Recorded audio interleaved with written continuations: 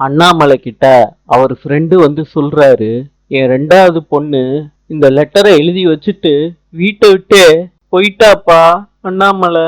முத்து சொல்றாரு அண்ணாமலையோட ஃப்ரெண்டு கிட்ட, உங்க பொண்ண நான் எப்படியோ பார்த்து பேசி கூட்டிட்டு வந்துடுறேன் அப்படின்னு சொல்லிட்டு கிளம்புறாரு முத்து. அந்த பையனோட அம்மா அப்பா அந்த கறிக்கடை வச்சிருக்கவரை வீட்டுக்கு கூப்பிடுறாங்க.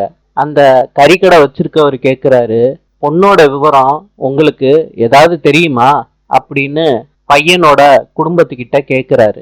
பையனோட அம்மா சொல்றாங்க, அந்த பொண்ணு பேரு பவானி. கறிக்கடை வச்சிருக்கவர் சொல்றாரு, நானே கூப்பிட்டு பேசி பாக்குறேன், நல்ல குடும்பமா இருந்தா சம்பந்தத்தை வச்சுக்கலாம் அப்படின்னு அந்த கறிக்கடை வச்சிருக்கவரு மாப்பிள்ளை வீட்டுல சொல்றாரு. முத்து அந்த பொண்ணை பார்த்து கூட்டிட்டு வர்றாரு. அந்த பொண்ணோட அம்மா கேக்குறாங்க, எப்படி எங்க கிட்ட சொல்லாம போக உனக்கு மனசு வந்துச்சு? அம்மா சாரிம்மா, நான் உங்ககிட்ட சொல்லாம போயிருக்க கூடாது. அதுக்கு அண்ணாமலையோட ஃப்ரெண்டு சொல்றாரு, உன்னோட சந்தோஷம்தாம்மா எங்களுக்கு ரொம்ப முக்கியம். கறிக்கடை வச்சிருக்கவரும் மாப்பிள்ளையோட அப்பாவும் வந்து ஆட்டோல இறங்குறாங்க. அந்த கறிக்கடை வச்சிருக்கவர் கேக்குறாரு, இதுதான் பொண்ணோட வீடா? அதுக்கு மாப்பிள்ளையோட அப்பா சொல்றாங்க, ஆமான்னு. அண்ணாமலை ஃப்ரெண்டு சொல்றாரு அவரு பொண்ணுகிட்ட, நீ நல்லா இருந்தா எங்களுக்கு போதுமா, வேற எதுவும் எங்களுக்கு தேவையில்லை. முத்துவும் மீனாவும் அண்ணாமலை ஃப்ரெண்டு கிட்ட பேசிட்டு கிளம்புறாங்க. கறிக்கடை வச்சிருக்கவரும் மாப்பிள்ளையோட அப்பாவும் கேட்டை திறந்து உள்ள போறாங்க. முத்துவும் மீனாவும் வீட்டுல இருந்து கிளம்புறாங்க. அண்ணாமலை அந்த ஸ்கூலுக்கு போறாரு.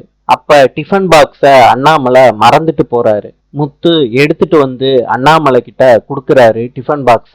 அதுக்கு அண்ணாமலை சொல்றாரு, நான் மறந்துட்டேன், நீ பார்த்து பத்திரமா போ முத்து அப்படின்னு சொல்றாரு. முத்துவும் ஸ்கூலை விட்டு கிளம்பி போறாரு.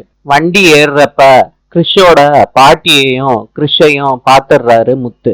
கிறிஷ்னு சொல்லி கூப்பிடுறாரு. கிறிஷோட பாட்டி திரும்பி பாக்குறாங்க முத்துவ. கிறிஷோட பாட்டி மனசுக்குள்ள நினைக்கிறாங்க, ஐயையோ இவங்கிட்ட கையுங்காலமா மாட்டிக்கிட்டோமே அப்படின்னு மனசுக்குள்ள நினைக்கிறாங்க. முத்து கேக்குறாரு, என்னம்மா எப்படி இருக்கீங்க, இந்த ஊர்ல தான் இருக்கீங்களா, சொல்லவே இல்ல. முத்து கிட்ட கிறிஷோட பாட்டி சொல்றாங்க, அவங்க அம்மா இந்த ஸ்கூல்லயே சேர்த்து விட்டுட்டா, அதனால இங்கேயே வந்துட்டோம்ப்பா அப்படின்னு முத்து கிட்ட சொல்றாங்க. கிறிஷ் சொல்றாரு, பாட்டி நான் சாக்லேட் வாங்கிட்டு வந்துடுறேன். முத்து மாமா நீங்க வாங்க, ரெண்டு பேரும் போய் சாக்லேட் வாங்கிட்டு வந்துடலாம். ரோகிணி அவங்க அம்மாவுக்கு கால் பண்றாங்க. அம்மா நான் இவ்வளவு நேரமா உனக்கு கால் பண்றதுக்கு ட்ரை பண்றேன், ஏமா எடுக்க மாட்டேற அப்படின்னு ரோகிணி கேக்குறாங்க அவங்க அம்மா கிட்ட. ரோகிணி கிட்ட சொல்றாங்க, நான் கிறிஷ ஸ்கூல்ல விட வந்தேன், அப்ப அந்த முத்து எங்களை பார்த்துட்டான். ரோஹிணி கூட அவங்க அம்மா பேசிக்கிட்டு இருக்கப்ப கிறிஷ கூட்டிட்டு முத்து வர்றாரு. நாளை சந்திப்போம்.